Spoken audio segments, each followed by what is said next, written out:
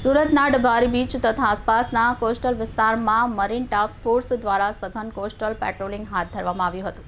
આતંકવાદી ઘટનાને અટકાવવાના હેતુસર નોર્મલ પરિસ્થિતિ દરમિયાન વધારાની તકેદારીના ભાગરૂપે આ કાર્યવાહી કરવામાં આવી હતી. જ્યારે કોઈ પણ આતંકવાદી ઘટના બને છે ત્યારે તે સમયગાળો કટોકટીપૂર્ણ અને અગત્યનો હોય છે. તે જ પ્રમાણે આતંકવાદી ઘટના તુરંત બાદનો સમયગાળો હાઈ એલર્ટનો સમય હોય અગત્યનો હોય છે. બંને સમયગાળા કરતાં પણ વધુ અગત્યનો સમયગાળો હાઈ એલર્ટ બાદ થાળી પડેલ અને નોર્મલ બનેલ પરિસ્થિતિ દરમિયાન હોય છે.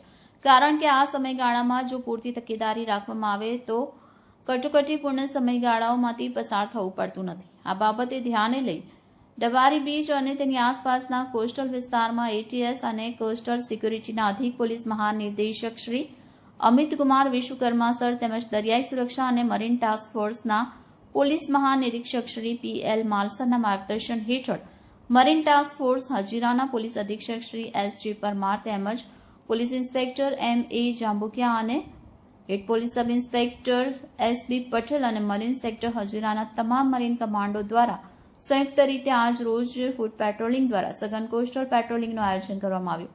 આ સઘન કોસ્ટલ પેટ્રોલિંગ દરમિયાન મરીન કમાન્ડોની અલગ અલગ ટીમ દ્વારા શંકાસ્પદ ઇસમો, શંકાસ્પદ વાહનો, શંકાસ્પદ બોટો, અવાવરૂ જગ્યાઓનું ચેકિંગ હાથ ધરવામાં આવ્યું હતું.